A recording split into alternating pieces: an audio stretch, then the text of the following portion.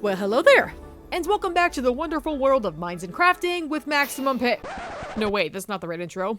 Hang on a second. Dang it, what did I do with the tape? No, that's not it, that's not the thing, no, that's what aha! Okay, sorry everybody, let's try that again. Hi there, I'm Maximum Panic. You must be wondering what I'm doing prancing about my single-player Minecraft world without a care in the world right now. Or possibly crafting some kind of story to go with all these fairy tale style builds in which I can only assume is a magical valley with some interesting lore behind it. Well, my friends, I'm here today to talk about something I don't mention very often, but happen to indulge just as much as the average Minecraft enjoyer. Lore! So if you don't know much about the kind of player that I am, let me fill you in. I like Minecraft. I enjoy the occasional Minecraft adventure. I like to build things in Minecraft. And above all, I especially love creating some kind of fun and exciting story behind the builds I make and the effort that went into making them. Anything from stories of the more comedic variety. Good evening. May I check in for the night, please? I am a weary traveler. May I offer you an boat? To some moments with a little bit of heart. I left my idea in my wallet. I left my wallet in my pants. I left my pants in my house. And you are wearing my pants! To the absolute nonsensical silliness that just makes everybody laugh. Why do you have a teleportation I'm sorry, this angle's just too cute. I am not cute.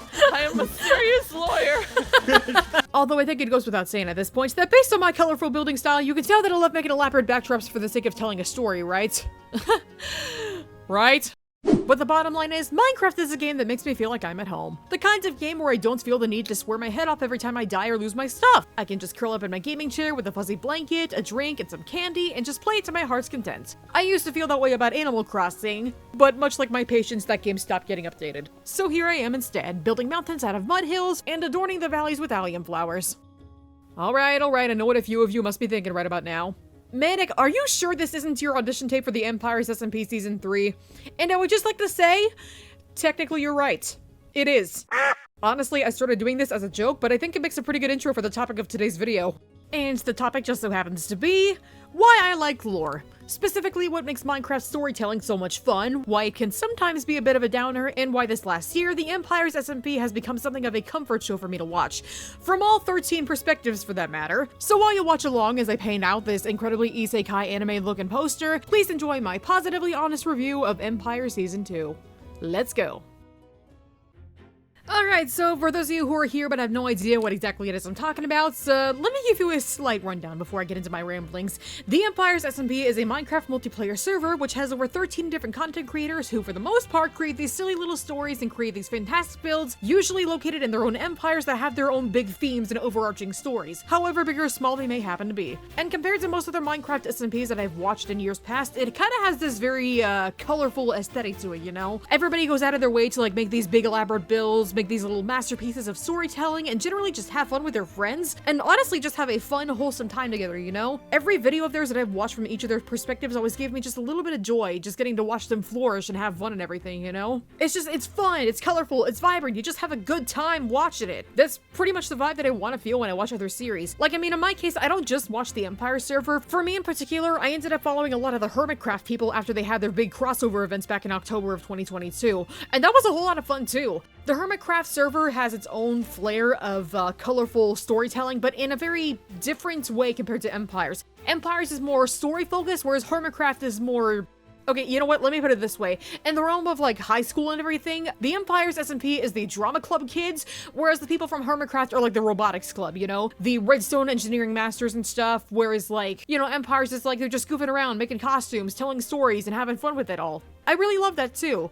One of the things that I really like about the Empires SMP is that despite the fact that it's all very heavily lore-based in some cases, they don't necessarily take it too seriously. They don't make their entire existence on the SMP revolve around telling a story, you know, or like getting so deep into character that you forget that it's a real person playing behind these avatars. That was kind of a big issue that happened with Empire Season 1 as well as some moments in the Dream SMP. Like, a lot of what was happening on those SMPs at the time was just so heavily story-based and dramatic that, like, at some points crafting that lore and those stories became became more tiresome and taxing than it did being like a fun thing to do, you know? Like, not everybody in the community, but a few people just got like way too into the storytelling and lore aspect that like they kind of forgot that some of these people on Empires weren't just characters, but were also people for that matter. The other thing about writing lore that can be kind of taxing or debilitating is realizing that there are some roles that you just can't play if it means retaining an audience. As well as the process of coming up with a story or an idea that you really like and putting all this effort into executing the idea in a video, only to upload it, publish it, and then realize that your audience didn't like it nearly as much as you did.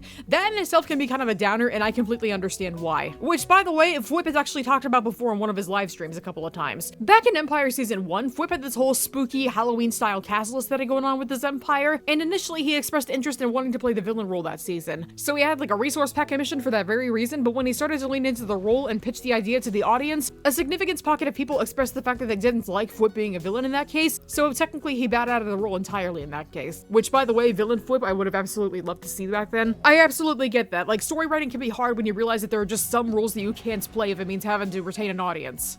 But the way they ended Empire Season 1, it was much more dramatic compared to this time around. Empire Season 1, they ended it with a nuclear explosion that happens when you combine cod and salmon together, and as a result, this explosion kind of set off a chain reaction that destroyed every empire on the server, which pretty much meant that everybody in Season 1 had a bad ending, quote-unquote. But this time, for Empire Season 2, they didn't do that. They actually gave everybody a happy ending, for the most part anyways. I mean, all the empires are fine, they're still standing, nobody died, except for possibly Joel? I mean, he's a god and he ascended, which I'm assuming is not quite the same thing, but I could be wrong. That aside, everybody decided that instead of taking the lore too seriously and really just delving into this big dramatic climax of a finale, that they would just end on a happy note, you know? They finish their mega bases and they just retire from the lore game and stuff, and they just enjoy themselves. They relax, they have fun with their friends, which I mean is what they've been doing all season. But you know, like now that all the empires are officially built and there's not much of a story left to tell, they can just enjoy themselves, you know, just leave it at a happy ending. And I know that some of these guys' stories ended kind of abruptly, but at the same time, I gotta think that partially the reason must be because they had some information that 1.20 was coming out soon, and normally with a massive Minecraft update like that, which includes like new biomes, new mechanics and everything, it seems like about the right time to hit the refresh button, which is actually another thing that I admire about them. The members of the Empires SMP also kind of realized that, like, certain stories can't go on forever, you know? It's kind of like that saying, you either die a hero or you live long enough to see yourself become the villain. And obviously nobody becomes the villain or anything, but like, you know, if you go on too long, then it's gonna drag on for God knows how long, and, you know, people are gonna get bored of it, or it might grow a little stale, or people might just lose interest in the SMP altogether.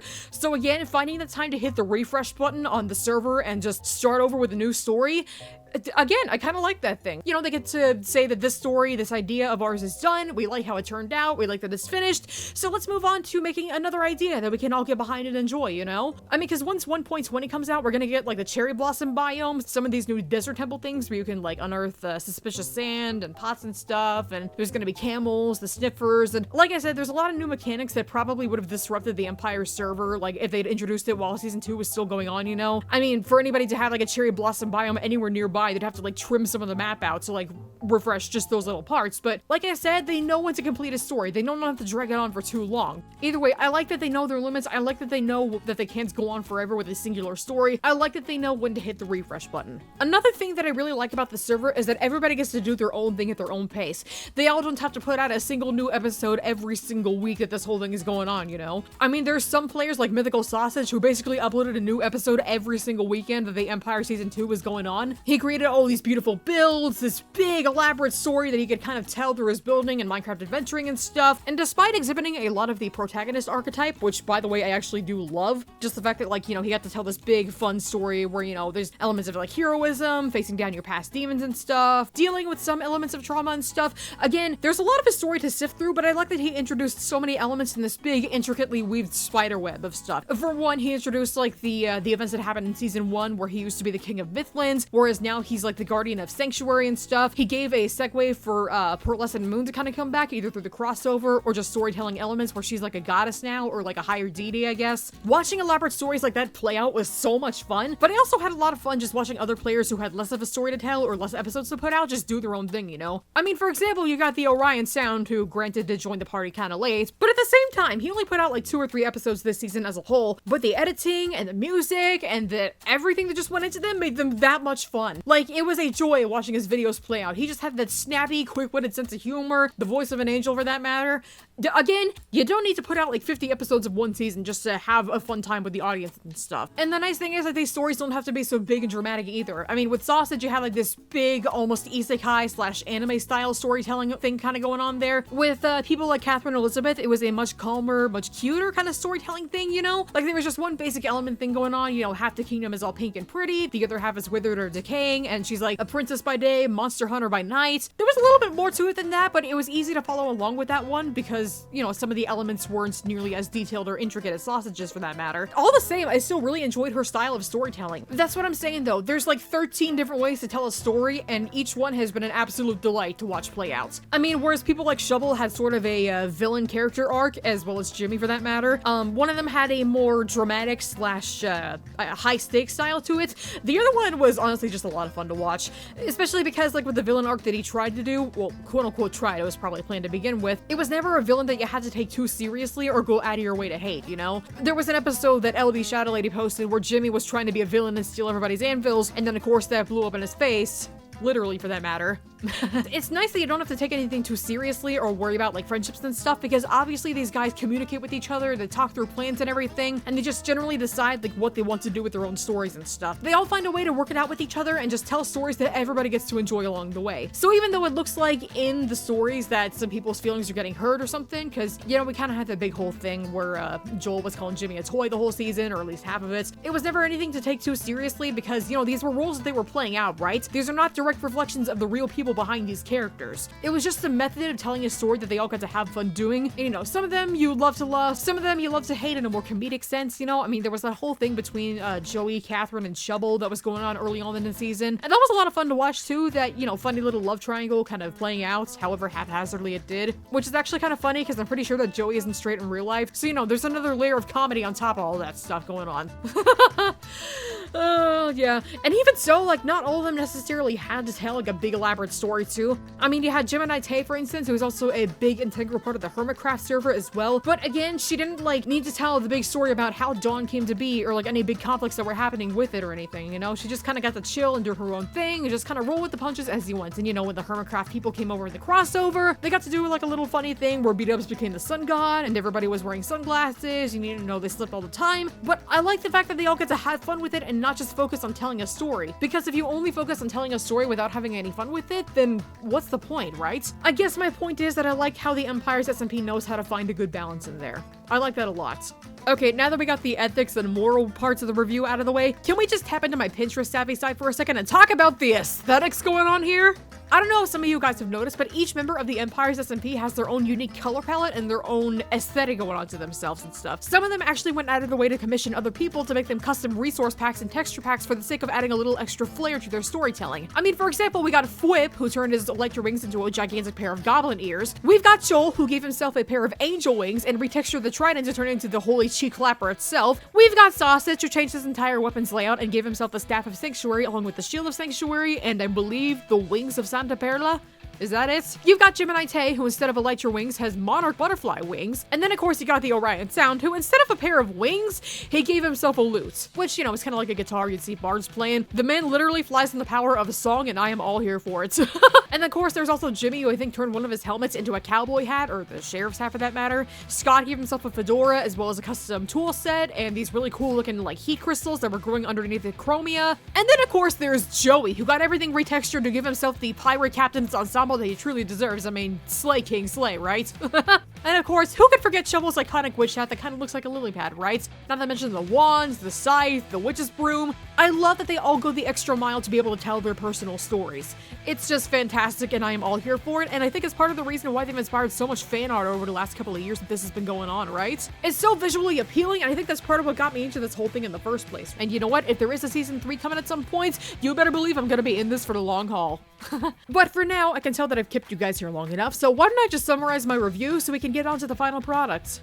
Empires is a story and a community that brings out the most colorful sides in everyone. From building beautiful creations, to indulging in storytelling of the fun and fanciful genres, to building a supportive community and spreading positive messages, Empires isn't without its flaws, but nonetheless is a fun ride for everyone. It's nothing short of a delight to writers, artists, and crafters alike looking for inspiration to propel themselves into a prismatic world of opportunity. Oh, and as for my inspiration behind this poster, I wanted to draw every member of the Empires SMP, but I wasn't initially sure how to draw them at first. But this time, maybe I figured that I just happened to the Fibonacci sequence to kind of have them swirling around this one big window, which I'm not really sure what the window is in particular, but I'm just gonna assume it's from the Church of St. Pearl, because the outer rim of the window is scalloped kind of like the sun's rays, but the inside is more shaped like a flower, or maybe more specifically a sunflower for that matter. And of course, Sauce is just the one kind of releasing the magic of Sanctuary slash anywhere on the server, I guess, just to give it that little extra sparkly touch. And I really love how this came out too. I mean, I better, considering drawing this poster took me about, what was it? Oh god, 19 hours? Oh, wow, I must really love this server to put that much TLC into this, huh? Nah, I'm just kidding with you guys. On that note though, here is the final result in all its glittering glory. But in all seriousness, across the board, I think I can safely say that Empires SMP has been one of my favorite things to watch on YouTube, hands down. And it has been so much fun this last year, looking forward to watching a new episode the second it got uploaded, from any perspective for that matter. It's one thing to watch a story play out, but to see it happen from so many different perspectives at the same time has been so much fun to keep up with, and to get my creative motor running again. There have been a few times in the last year where I had some serious artist block or was on the edge of burnout, and these guys actually helped me get out of that slump. So, to the members of Empires, if you're watching this, thank you so much for all you've done for me this last year. And you better believe I'm looking forward to your next adventure, however big or small it may be. But until next time, thank you guys so much for watching another speed paint video with me, and hopefully I will see you guys in the next video. Bye bye!